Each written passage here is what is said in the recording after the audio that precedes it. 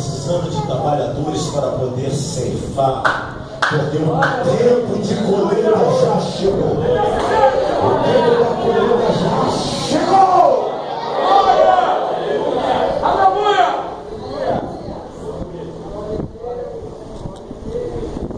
Jesus, quando passa, Jesus olha para o coração de Levi.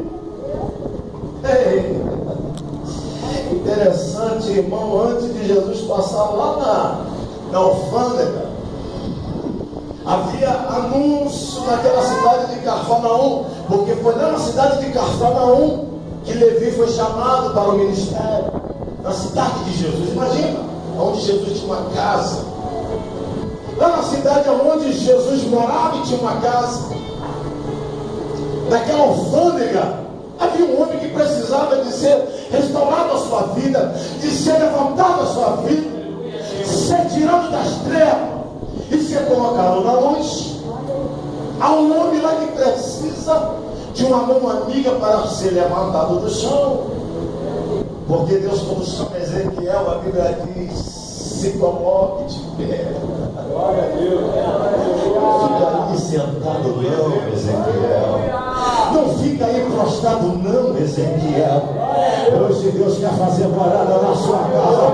Mas para Ele fazer morada na sua casa, por favor, abre a porta, por favor, e deixa Ele entrar na sua casa, Senhor.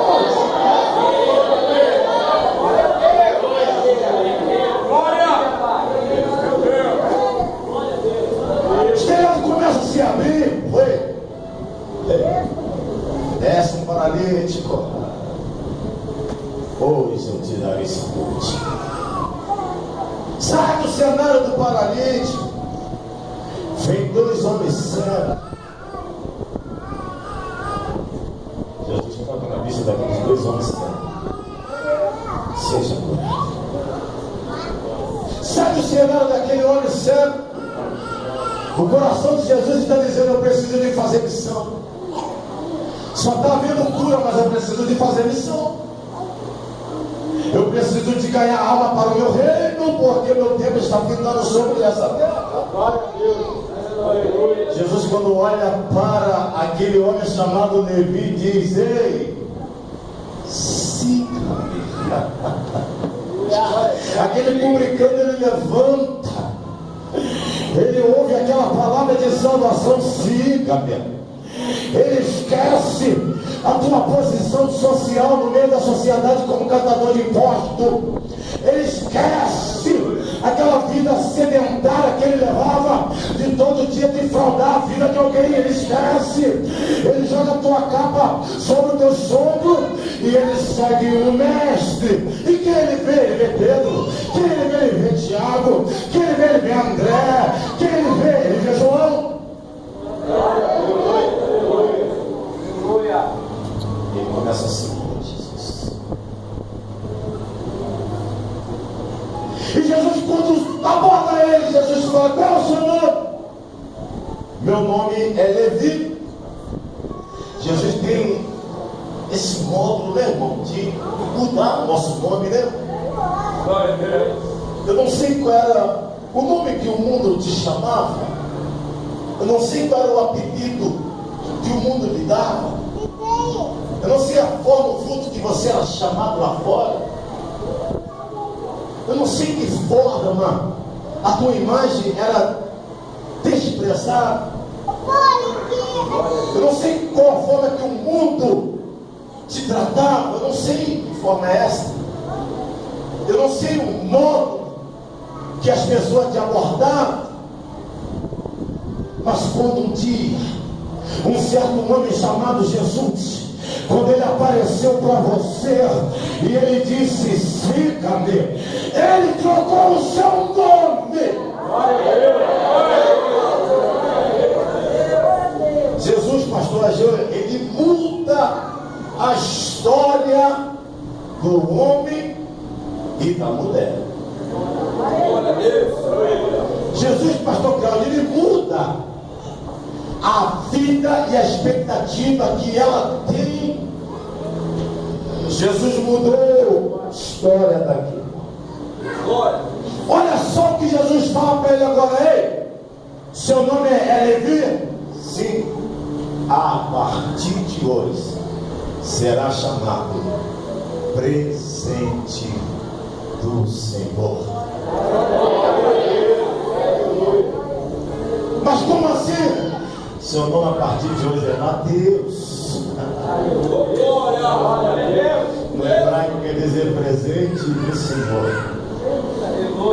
Mateus, então, ele tem esse cuidado de escrever o capítulo de número 9, porque há uma vocação ali, há uma troca de nome ali, há uma expectativa de vida melhor ali, há uma experiência com alguém que ele não conhecia, está ali.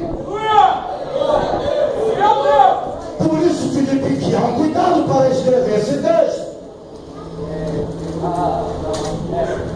Mudança de vida, mudança de história, mudança de atitude, mudança de caráter, mudança dentro da sua casa, mudança nesta noite. Jesus, ele te chamou para você vivenciar uma vida diferente do que você vivenciou no dia de ontem, no dia de hoje.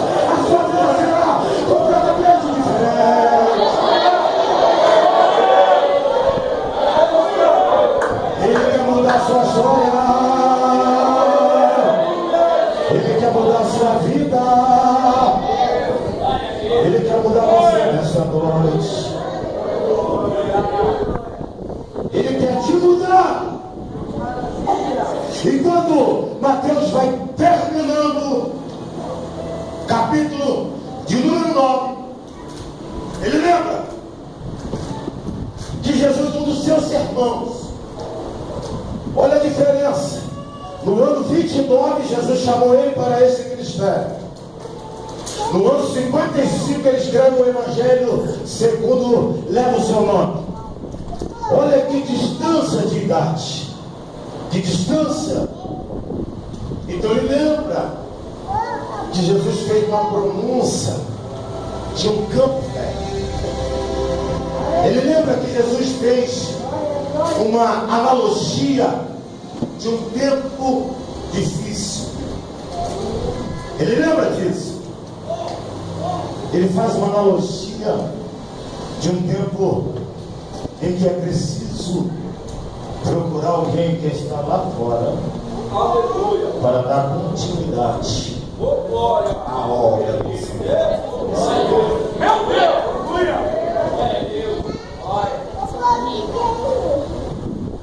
Vai ele finando. Então, se dirigiu ao seu discípulo. Olha o sermão que ele dá. Então se dirigiu ao seu discípulo. A seara, na verdade, é grande. Os ceifeiros são poucos. Rogai, pois, o Senhor da seara que mande ceifeiros para a sua seara.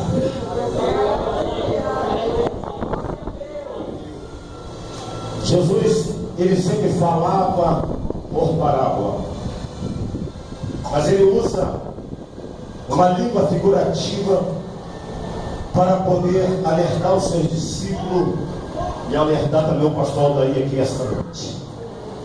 Ele usa dois objetivos dentro do texto que nós lemos esta noite.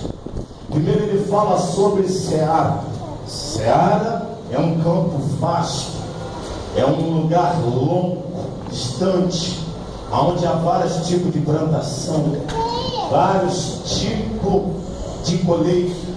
Então ele diz: olha, a seara, ele inclusive ele frisa sobre isso.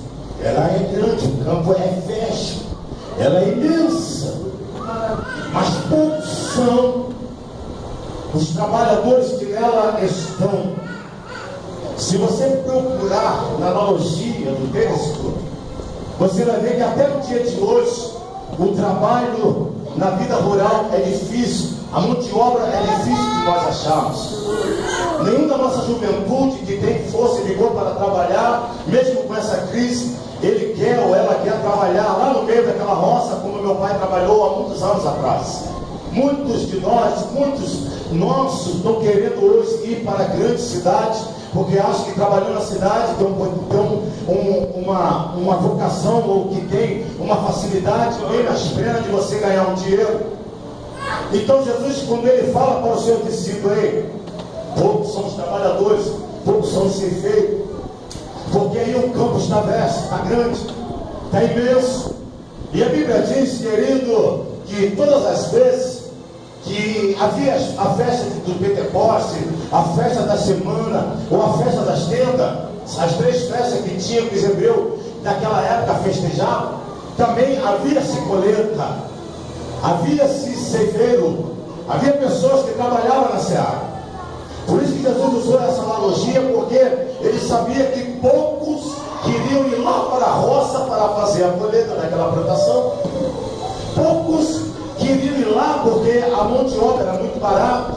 Muitas das vezes aqueles trabalhadores não recebiam salário, viviam daquela colheita que ele colhia para o seu patrão, e o que sobrava ele tomava ou pegava para si.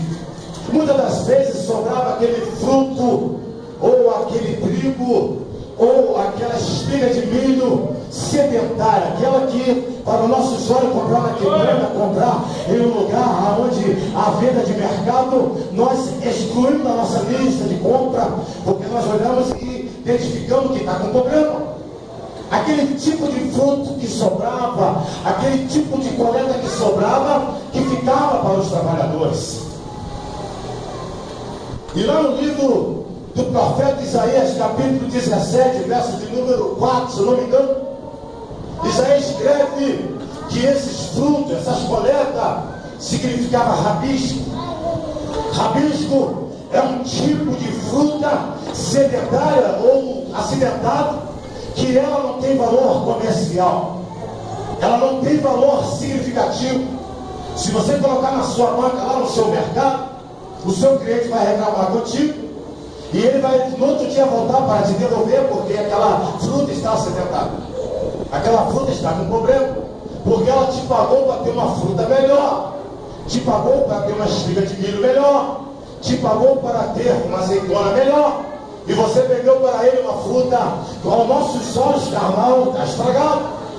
É por isso que os trabalhadores naquela época de Jesus, ele não queria trabalhar no campo rural. Quando Israel comemorava no mês de abril e no mês de maio a festa do Pentecoste, Deus mandava a colheita de trigo, e nas colheitas de trigo os trabalhadores daquela seara recolhiam todos os trigos, mas o joio ele era tirado antes, e os trigos sedentários ficavam para ele. Sabendo que o país de Israel naquela época era um país que era voltado para a agricultura, sabemos disso.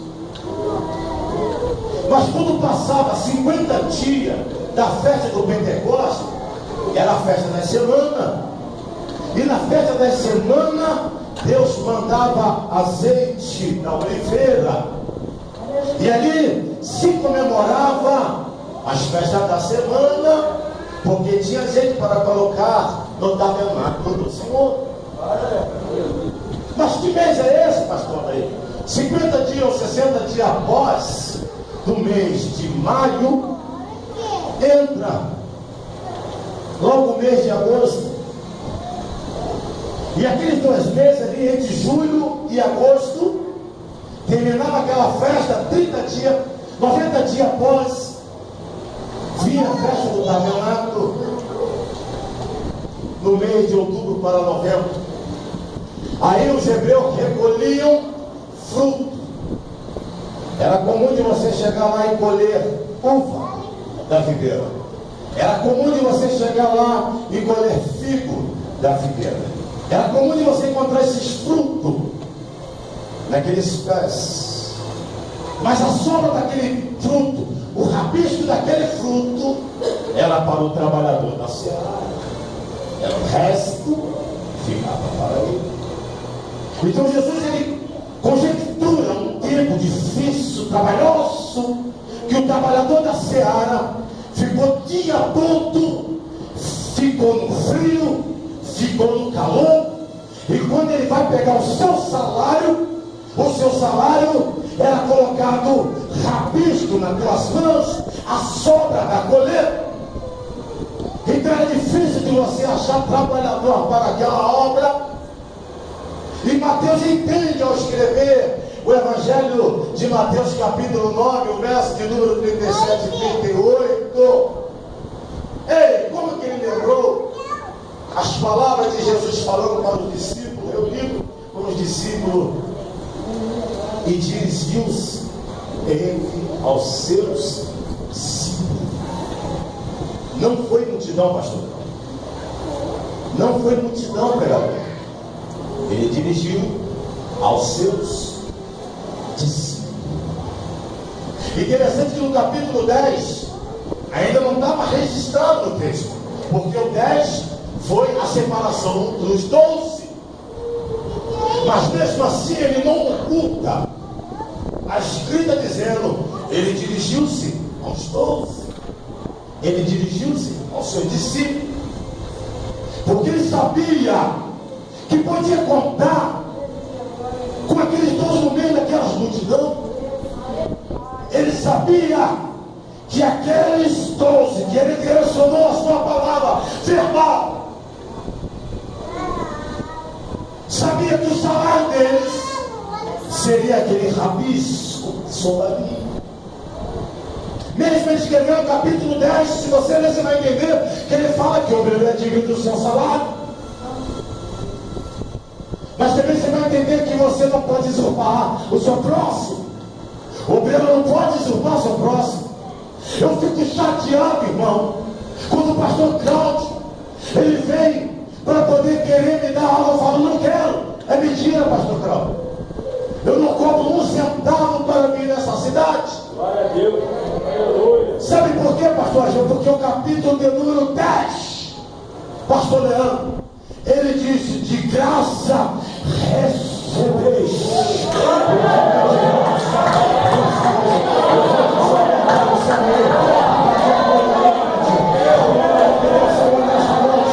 Porque se eu quebrantar a igreja do Senhor, meu Deus, desde o ano de 91, esse que nos fala, todo dia, 2 horas, 3 horas da manhã, está de joelho na beira da sua cama.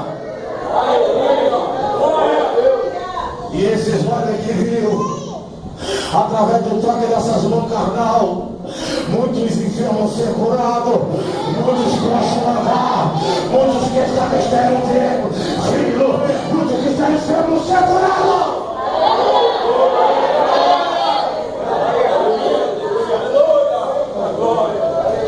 Deus não me chamou para desfraudar a igreja de ninguém. Deus não me chamou para isso. Ei, o meu registro na convenção geral 60.541. Entra, acessa e vê se tem algo ilícito na minha conta. Eu não preciso trabalhar como motorista de carreta. Sou subordinado ao pastor Cláudio. Ei, querido, glorifico a Deus. Desde quando eu coloquei a aliança no meu dedo, eu cuido da minha família, como o Senhor e a força que Deus me deu para trabalhar, para poder sustentar a minha família.